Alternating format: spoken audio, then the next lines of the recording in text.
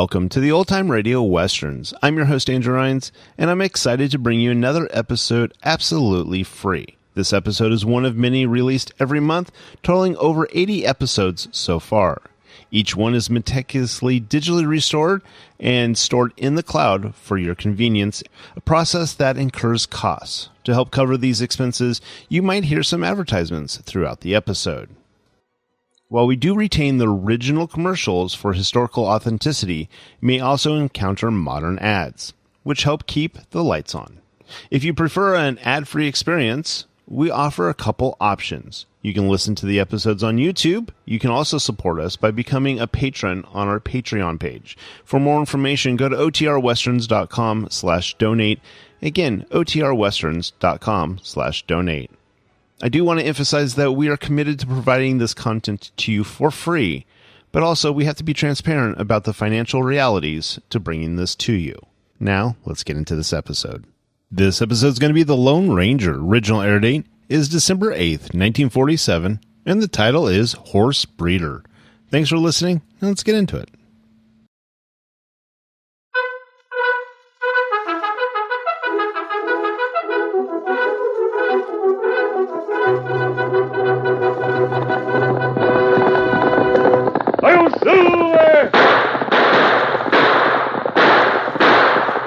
Fiery horse with the speed of light, a cloud of dust, and hearty hi-yo Silver, the Lone Ranger.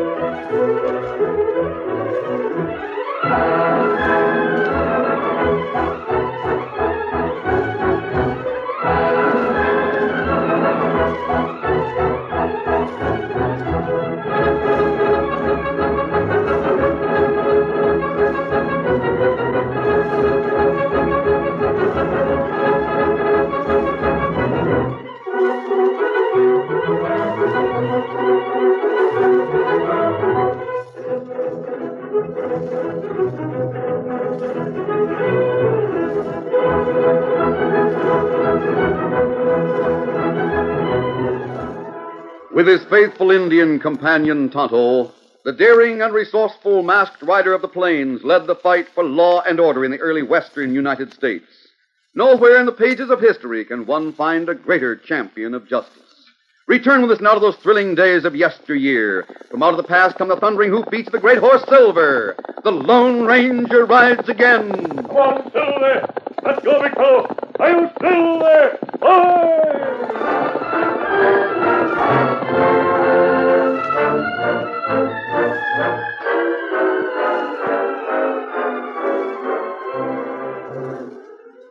Tom Warren needed either cash or time. Cash would have enabled him to repay what he had borrowed from Jasper Thorne, but he didn't have cash. So he called on the wealthy man to ask for time. Of course, I could extend the note, but it's not good business, Tom. No, sir, it's not good business. From your point of view, Mr. Thorne, I'd say it was mighty good business. You're getting interest on your money. More interest than you could get by having it lie idle in the bank. Maybe you're right, Tom. You do know something of business, don't you? Well, I know. Maybe you should have been a businessman instead of a horse breeder. Whatever made you go into raising horses instead of cattle? I like fine horses. Yeah, I suppose that's reason enough.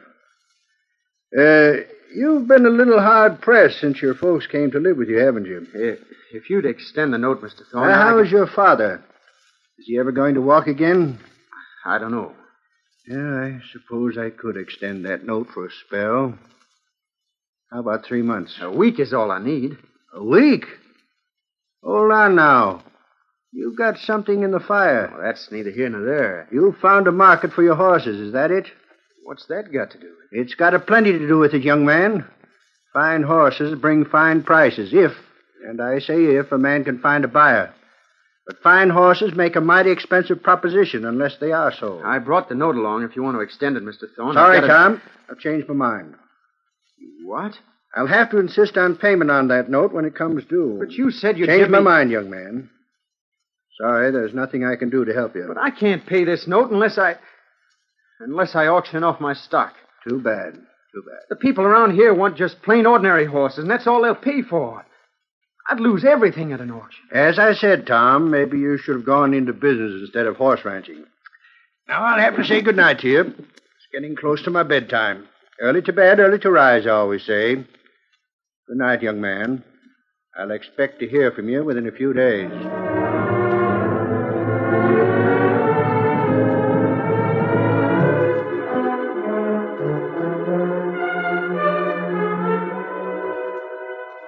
Tom's mother and father sat in their small house waiting. Martha sat near the window, Nate near the fireplace. Has Tom left the corral yet? Not yet, Nate. He's taken an uncommon long time to turn his horse in. Now he's coming. He'll be here in just a minute. I wonder what sort of news he'll have. Sakes alive, Nate. You've done nothing but fret since the boy left to call on Mr. Thorne. Well, that man Thorne's a money-grabbing skinflint. If he's heard that Tom has a letter from the Army, he'll do his best to get the horses so that he can make the sale. Well, now stop worrying. Tom's coming in and he'll tell us all that happened. Well, son, you weren't gone long. Tom, you don't look pleased. Did you see Thorne? Yeah, I saw him. He won't extend the note. Tom... He was going to, but when I asked for just 1 week, he guessed that I had a deal on the fire. He figures to force me to sell my stock at auction. He'll buy it for practically nothing. Does he know that the Army is sending a man to buy your horses? He figured that someone was coming here to buy. Well, you can pay him part of that note. You won't have to sell all your horses, Tom. I can't pay him a dime. But, son, you had $500 saved up. It's gone. Gone. It's gone, and talking about it won't bring it back. I reckon I know where it's gone. Not that. Look at me, son. You said that doctor from the East that looked me over just happened to be in town. Well, The truth of it is, you sent for him. You spent your $500 to bring him here to see if he could make me walk. Isn't that so? Well, what of it, Dad? It was my money. I had a right to spend it any way I wanted. But, Dad, rat it, I told you there's nothing could be done for my legs. If I'd have known you were going to blow all your money for a sawbones, I'd have put a stop to it. That's why I didn't tell you. But, Dad, rat it, of all the fool Nate, things... please. I want to go out and look at that foal before I go to bed. I'll be back in a few minutes. Oh, if it weren't for me, the boy would have maked out all right. Martha, I'm a millstone around his neck. He was doing all right until we come here to live with him. But, Nate... You should be here, Martha. You keep house for him. You cook for him. You earn your keep. With Nate, me, don't you talk so. It's about time I did something worthwhile for my son. Now, Nate, don't look like that. You frighten me. I'm going to have a talk with Thorne. It's about time that skinflint had a lesson. But you can't. I can, and you're going to help me. Get my boots and my gun belt. I can manage to get aboard the horse if I take it slow and you help me. But Thorne's in town, and it's a long ride. I can sit in a saddle just as well as I can sit in a chair. Nate. Now, don't waste any more time, Martha. You'll help me, or I'll manage without your help. I haven't done anything to help Tom since I came here. But tonight, things are going to be different.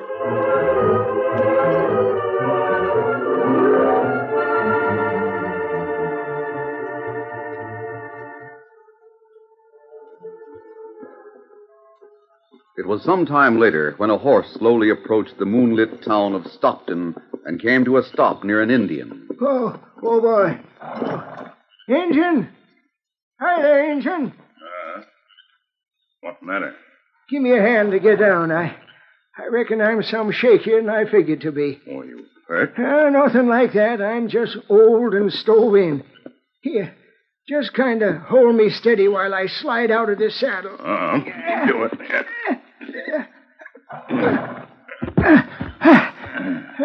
Thanks. Thank you kindly. Now, wait a second. No, I'll never make it by myself. What do you think of an old mossy horn like me that can't even walk by himself without asking help? Wouldn't think a fella like me was good for much, huh? Oh, where you go? Just inside that house over there. I've got to scotch a snake. You don't savvy that, do you? Well, maybe it's just as well you don't.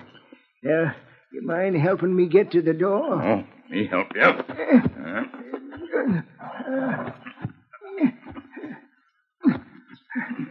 Me help you up steps now.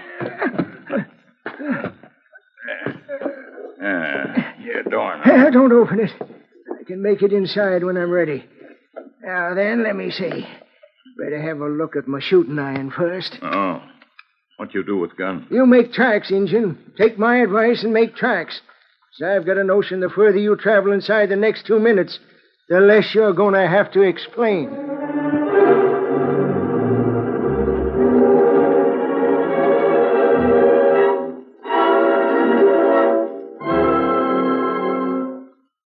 Tom had returned to the house and spent the rest of the evening talking to his mother. Then, before going to his room, he opened the door to the bedroom on the opposite side of the house and looked in. In a moment, he was back. Mom, you said Dad had turned in. His room is empty. Oh, Tom, are you sure? Of course I'm sure. His bed hasn't been touched. I wonder, what do you suppose? Do you suppose he might have gone out without saying anything? Now, Mom, you know better than that. Look at me. Yes, Tom. Did you help him to his room? Don't I always? Did you help him tonight? Why, of course I did. That is, And helped him to bed? Tom, don't question me so. If you helped him to bed, how do you explain that his bed hasn't been touched? Mom, you know something about his disappearing. You must. Now, where'd he go? What happened to him? Now, Tom, don't get excited. Dad didn't go to his room. Where is he? What's he doing that he doesn't want me to know? Son, Carry him in, Tonto. What the... A masked man? Nate! Dad, rat it all. Why can't you people leave me be? Now, what in thunder... One moment. Nate in that chair, Tonto. Oh, Dad, rat it. Why couldn't you let me alone? Why'd you have to go and spoil it anyway? Dad, what's happened? None of your business. Tom, your father tried to call on Thorne. He asked Tonto to help him. He was calling on Mr. Thorne? With a 6-gun. Dad, you didn't mean to What do it. I meant to do is my affair. But look here, He Dad. meant to help you. Tonto stopped him, brought him to me, and I got the story out of him. Dad was trying to help me? How? He would have shot Thorne, taken the note he holds, and destroyed it. Oh, Dad, are you loco? No such thing. Why shouldn't I have drilled the skunk? Don't he mean to put you out of business? But you'd have been jailed. And what if I was? I'd have saved you, wouldn't I? What's the difference between jail and any place else when a man's too stove in to get around? So you'd have gone to jail. If Tonto hadn't meddled... Dad, I don't know what to say. Then don't say nothing. And as for you, Tonto, and you too, mister. Who are you, anyhow? Why are you wearing that mask? Maybe there's a way to help Tom without killing a man. How? Perhaps we can think of something. Why are you interested? Because Thorne needs a lesson. Perhaps he's legally right this time, but he hasn't always stayed within the law. But I can't see what... Wait. Tom, as I understand it, an officer is coming here to buy your horses for the Army. Dad's been telling you things. Yes? Well, it's true. The officer won't get here before my note is due. I'll have to auction my horses to raise cash, and Thorne will bid 'em in. He'll sell 'em to the Army. Can you raise money on this farm? I don't own it. I just rent it. Can you borrow from anyone to tide you over? Don't you suppose I would if I could? No one around here has any cash. That's why Thorne will be able to buy my horses for 1/10 of what they're worth. Well, look here, mister. This is none of your business. Tom, I'm interested for 2 reasons. He wants to see Thorne get a lesson. Furthermore, I appreciate fine horses. I want to help a man like you. I don't see what you can do. When is that note due? In 4 days. And when can Captain Ives get here? A week or 10 days. Very well.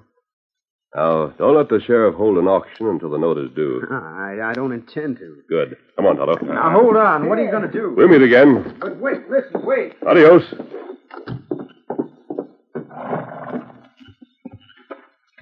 What we do, Kemosabe? Tonto, we're going to step outside the law. Steady. Easy, big fella. Come on, Silver. Enough scout.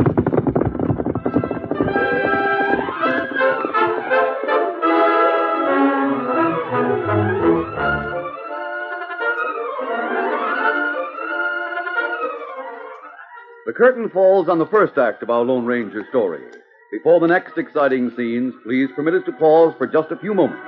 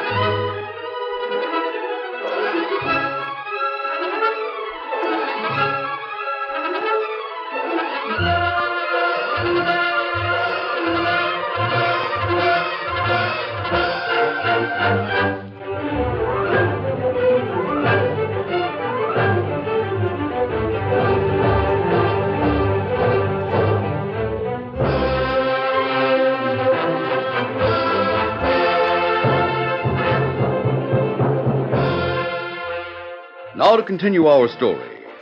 For several days, Tom and his parents wondered about the mysterious masked man who had promised to help save the horses so Tom could sell them to the army. On the day the note fell due, Jasper Thorne appeared in the office of Judge Luther. Tom was also there in response to the judge's demand. Here, Judge. Here's the note. It's due and payable. So I see.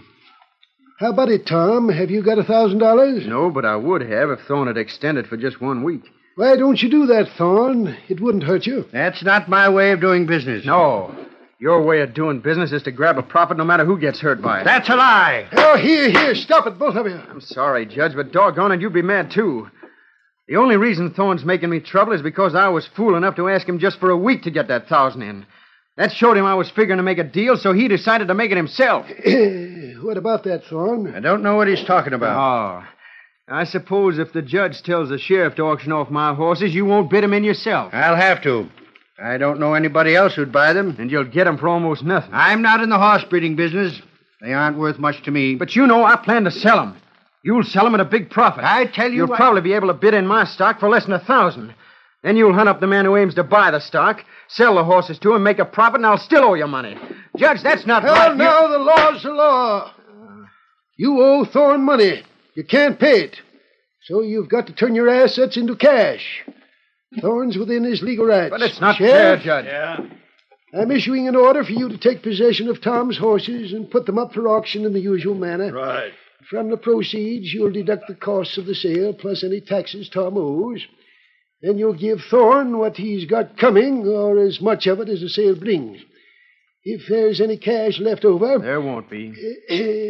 As I was saying, if there's anything left, it belongs to Tom. See that he gets it. Sure. Thank you, Judge. Come in here. Ben, what's the idea of busting in here while I'm in conference? Sheriff, see that Ben is put out... Tom a second, Judge. It's important. Look Let me here. see what Ben wants, Judge. Maybe it is important. Bet it is. All right, but be quick. Come over here, Ben. Yes. Judge, Yes, Thorne. about the auction. If it could be held real soon, I'd appreciate it. Anxious to get the horses, huh? Well, Was Tom right about your plans? that doesn't enter into the situation. I just wondered, that's all. You are a skinflint, aren't you, Thorne? There's not going to be a sale. What? Tom, are you threatening me? No. And just what do you mean by that statement? There won't be a sale because there aren't any horses. Ben just brought the word they've been stolen. Stolen? It's a trick. No, it's not a Judge, trick. if they were stolen, Tom stole them himself. He stole them to cheat me out of what's rightfully mine. Now, look here, Thorne. But it won't work, blast you. I'll see that you go to jail for it. You're nothing but a sneaking thief. Jasper Thorne gave full vent to his anger, then left the judge's office and went to the Red Moon Cafe. he sought out an oily-skinned, heavy-set man known as Fresno. The two sat at a corner table where Thorne explained the situation. So that's how it stands, Fresno. I'm going to do something about it. You figure Tom made off with his own horses, huh? Of course he did. But why would he steal what belonged to him in the first place? To keep those horses from being sold at auction. Can't you see that? Ah, sure enough. I told him he wouldn't get away with it, and he won't. Fresno, I'll have him jailed. I don't blame you. You got any proof on Tom? Well, that can wait. Now, first of all, I want to get those horses back. Yeah, savvy. And as soon as possible.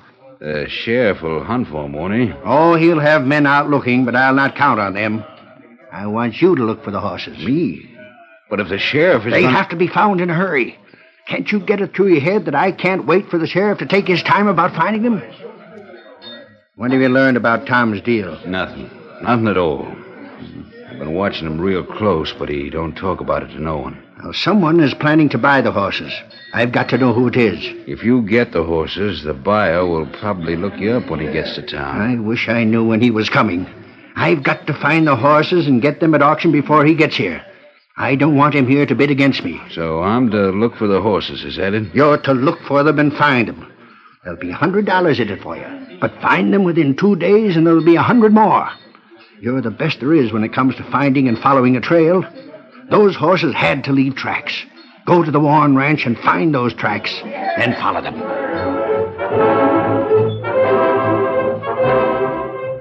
The sheriff and Tom led searching parties during the next few days, and Fresno worked alone. It was not difficult to follow the trail of the horses for the first few miles, but after that, the ground was hardened lava and all signs vanished. Tonto kept out of sight, but he observed the efforts of the searching parties that moved through the various canyons that honeycombed the lava field. Tonto was watching from a hill when the Lone Ranger rode up to join him. The big fella. Are you still watching the men, Tonto? Me watch search party. Oh, where is it? Over that way. Let's see. Still investigating the blind canyons, huh? Never find where horses hid. Yes, they will, Tonto. They've got to find those horses very quickly. What you mean? We're going to give them some clues. Huh? Help them find horses? Yes, Kimosabe. Captain Ives is coming in on the next stagecoach. He'll be in the town of Stockton before nightfall. Oh, that's good. So it's time for us to carry out the rest of our plan. We'll have to be very careful. Tom's already under suspicion. So we've got to make sure there's no way for him to be blamed for what we've done. And what we do now? Come with me, Tonto. Easy, steady, big fella. Come on, Silver. Get him up, Scout.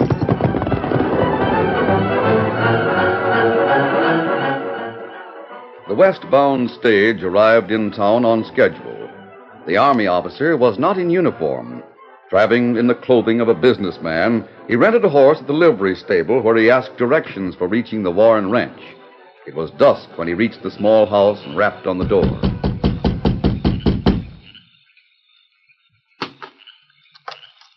Yes? Good evening. This is where Tom Warren lives? Yes. I'm his mother. Step in, won't you? Thanks. I'm Captain Ives. Oh. Your son has probably mentioned me. Oh, yes, he has. Oh, good evening, sir. Howdy, Cap. Have a chair, won't you? I'm Tom's dad. Glad to know you. Yeah, sit down, make yourself comfortable. Tom's washing up. He's been in the saddle all day. I'll go tell him you're here, Captain. He'll be here in a second. Cap, I'm afraid you got here too late. Too late? You about But I thought he understood that Oh, it he was knew definite. when you'd get here, Cap. It's not that. But surely he hasn't sold his stock without letting me know. That's not it either. But here he is now, Cap. Maybe he'd better tell you about it. Just Captain Ives, son. Howdy. I wish I could say I'm glad to see you, Captain. I'm afraid I don't understand. I haven't told him what's happened, Tom. Oh. Well, Captain, you've made a long trip for nothing. Right now, I couldn't sell your horse if you offered me all the cash in Texas. Crooks stole every critter I own. No. Sorry, but that's the way it is. And we can't find any trace of them. It's as if they'd been swallowed up. That's what I've been doing today, trying to pick up their trail.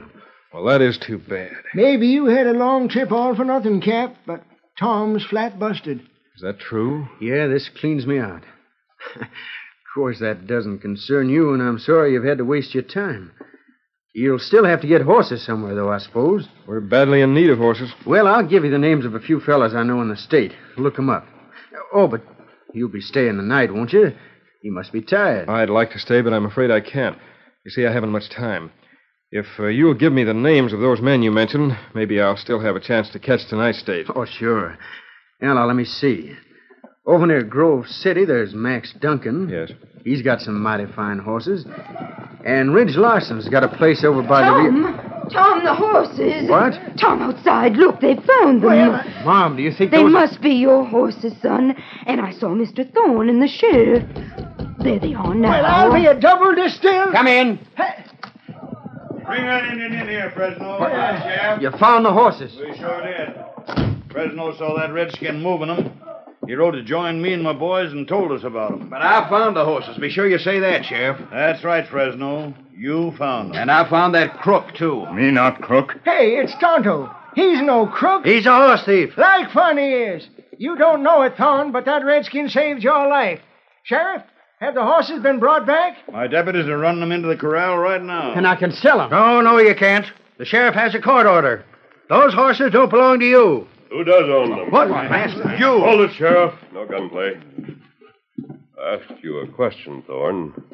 Who owns those horses? They'd be mine if they hadn't been stolen. I'd have bought them at auction.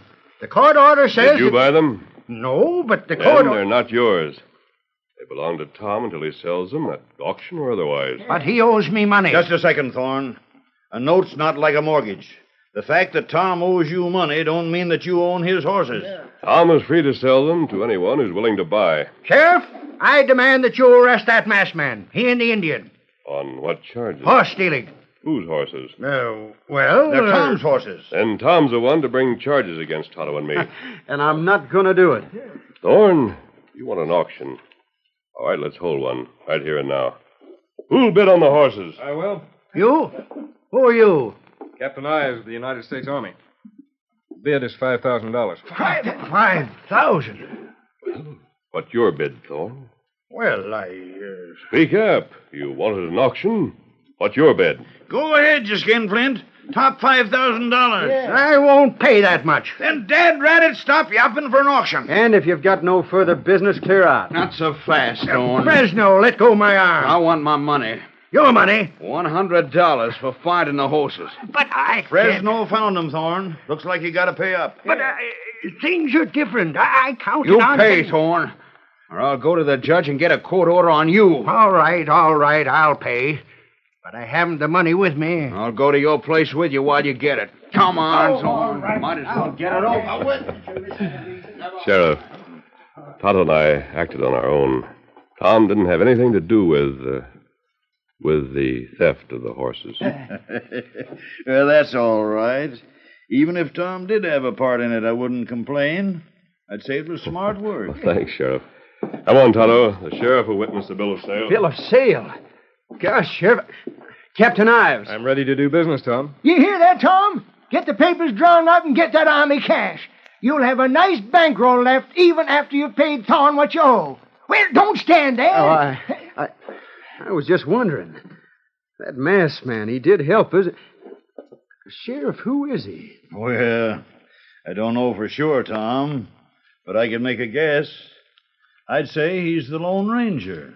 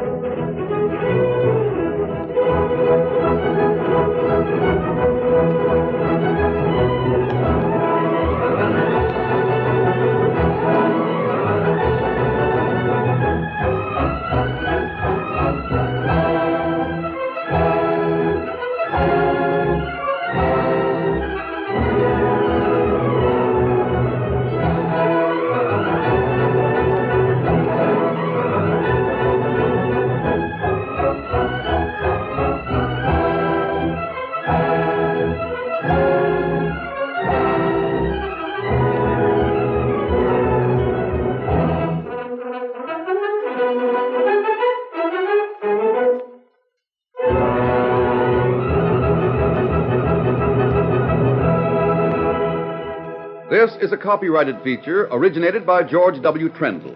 This script was written by Fran Stryker. The Lone Ranger is played by Brace Beamer.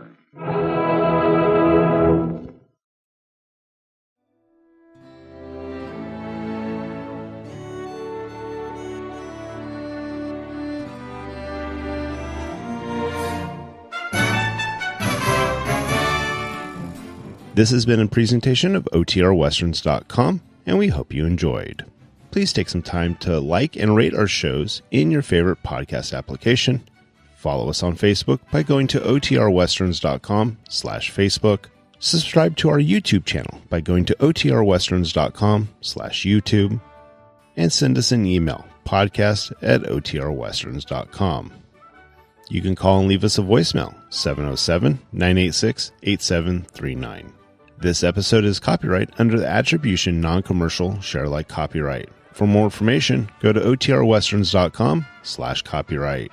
Have a great day, and thanks for listening.